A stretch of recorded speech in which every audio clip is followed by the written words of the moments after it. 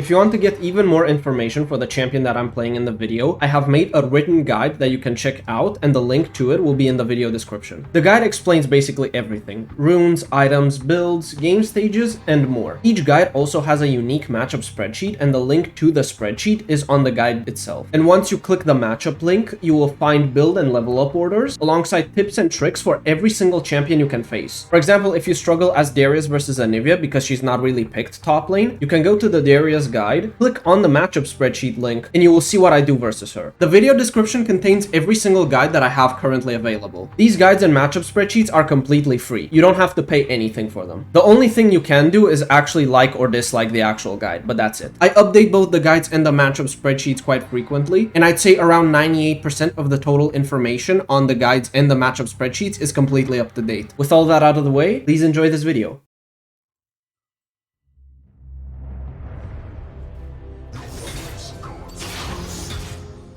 This lane is very annoying for Mordekaiser. Whenever his ult is on, you can't ult him, and that is completely horrible for you. You also can't push him off of you with your E because he's immune to all CC. If you get tagged by his Q, you're basically dead if you're right in his turret. You won't have enough time to escape. That is, unless you run Phase Rush. With Phase Rush and Ghost, you're actually able to escape him. This game, I decided to test Stride Breaker against him. Normally what I do is get Boots of Swiftness, maybe Oblivion Orb, and then go either into Liandry's or Cosmic Drive. And then the next item would usually be a Bloodletters or Zhonya's. But this game, I wanted to test Stride Breaker. From what I've played so far, it does seem like Stride Breaker is on the weaker side, but it is very good for applying your Phase Rush. Normally, the only realistic way Mordekaiser gets Phase Rush off is by using the combo of EQ Auto. But if you're trying to run away, you might miss the E, and then not only does he not get off of you, but you also don't proc your Phase Rush. With the Stride Breaker active, that is no longer the case. The proc of Stride Breaker will be counted as one additional attack for Phase Rush. So you only need to do Q Auto plus Stride Breaker. And Stride Breaker actually slows down the opponent when they get hit, and you gain movement speed based on how many opponents you hit. So Stride Breaker gives you a very good way to actually proc that Phase Rush. I would say that other than this, you never really want to take it, but for this specifically, it is really good. W max second in this lane is actually quite good as well, because you want to perma sustain. You want to take just short trades and then sustain up with your W. So the more your W is up, the more you can heal back. Try not to teamfight versus Olaf because you can't ult him and he can murder your team, especially if they're immobile. Just perma side lane into him and poke him down. And anytime he tries to engage on you, proc your Phase Rush and run away. And once you get to Zhonya's, you don't even need to do that and just force out his ulti, and then instantly Zhonya's after he uses it. And then his ultimate will run out and you can look to turn around the fight. This particular Olaf also had no approach velocity, which makes a huge difference. Normally, if you get tagged by an Olaf Q, he can run at you very fast due to it. But with no approach, it makes it much easier to space him out.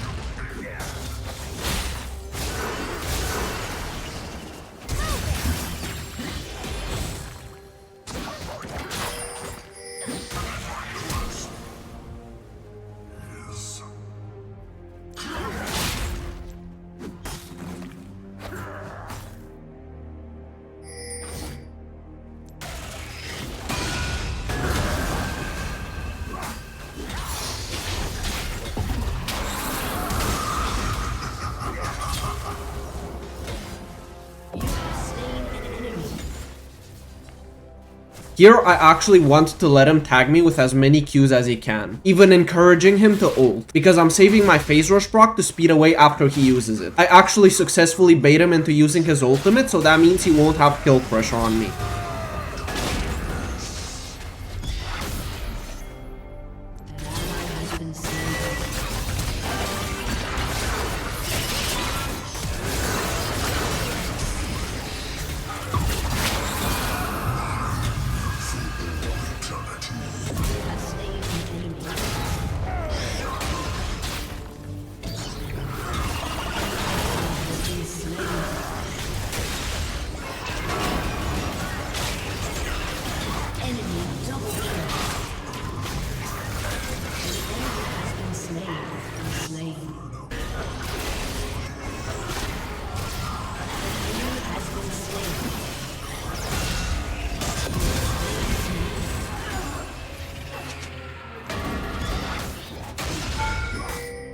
If I can poke him out with just a few more Qs, I can look for a dive on him. I will most likely trade a 1-for-1, but I don't care. And the reason I don't care is because if I manage to kill him, I get my full Stride Breaker. And once I manage to get the Stride Breaker active, it is going to be infinitely more difficult for him to actually stick on to me.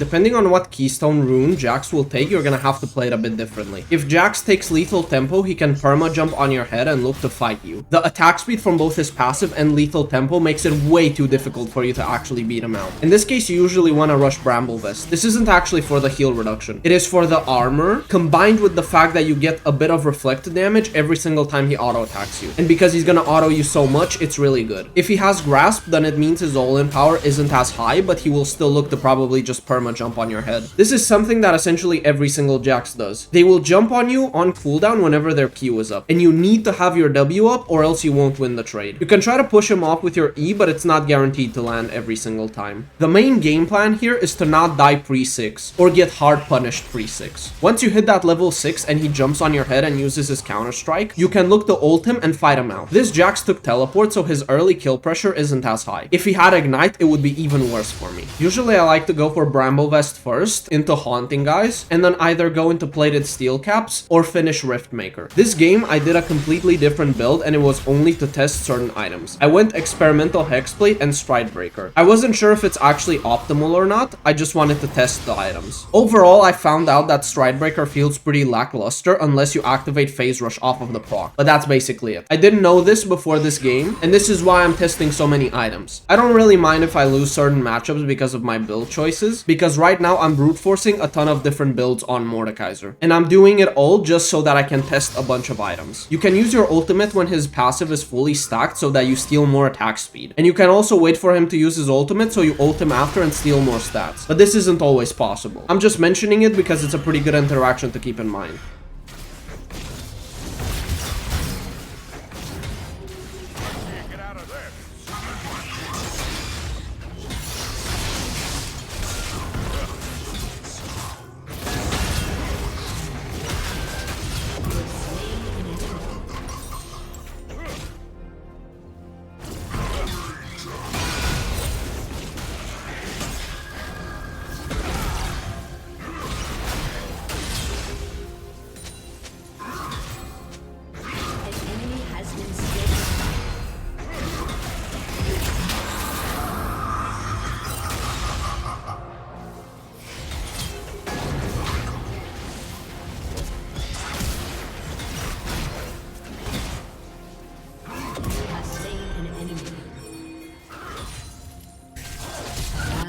Been slain.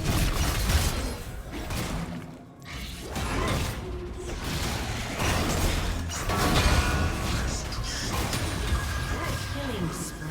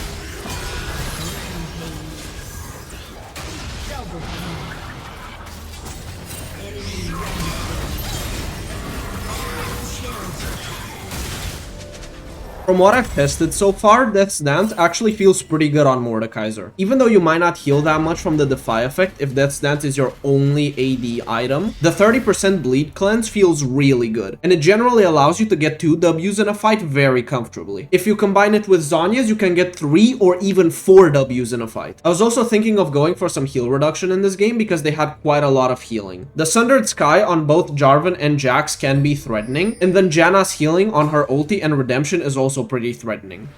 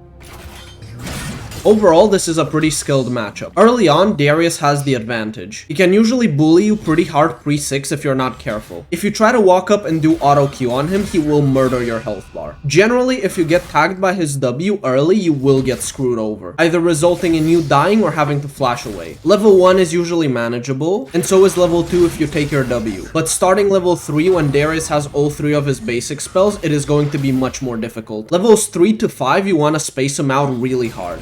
Generally, you will win the level 6 fight, but you have to still be cautious. If Darius presses his ghost and actually manages to dodge a Q of yours, you might lose it. And if you're not able to get your W to block his ulti, it is going to be very tough to win it. He will usually look to do E into ult, and that way you won't be able to press your W in time. Pre-6, he can also start fights with his pool and not get punished that hard, so you have to keep that in mind as well. What you can do is, if you expect him to pool, is buffer your own pool, and then you will both be pooled kind of at the same time. So it's not going to be just him that CCs you for a bit. It's not perfect, but at least it does have counterplay to when he looks for the early game pool. The first huge spike for you is going to be Rylai's. Once you get that, you can finally start to fight him off really hard. And combined with approach velocity, it is going to be much harder for him to actually line up a Q. You want to abuse this one item spike really hard. You can also use your ultimate on him after he gets his 5 stacks, so you steal 10% of the bonus AD he gains from his passive. I also really like pen boots into him because of the raw damage they give. It actually feels really good into Darius. After that, I generally go for a Leandri or Bloodletters. But if I'm super fed and beat Darius really hard, I will look for another item that is better suited for the enemy comp overall. For example, I might go Hextech Rocket Belt second to catch up to their ranged champions if I need the dash. You can either side lane or teamfight versus him. Both work fine. But if you go in teamfights, try to deny him gaining his 5 stacks. You can ulti him just before he gets an ulti reset, or you can use your ultimate on him when he has 4 stacks on an ally so that he isn't able to get that 5th stack.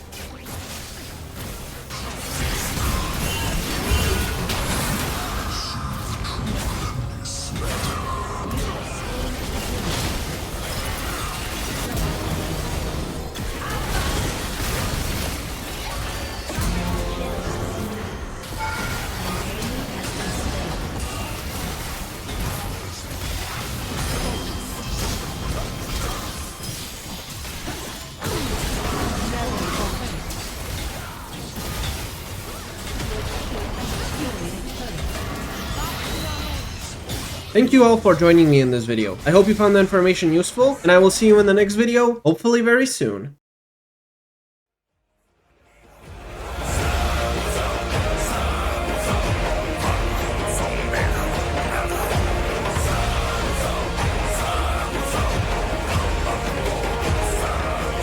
I am favored by the gods and awaited in the Hall of Bones.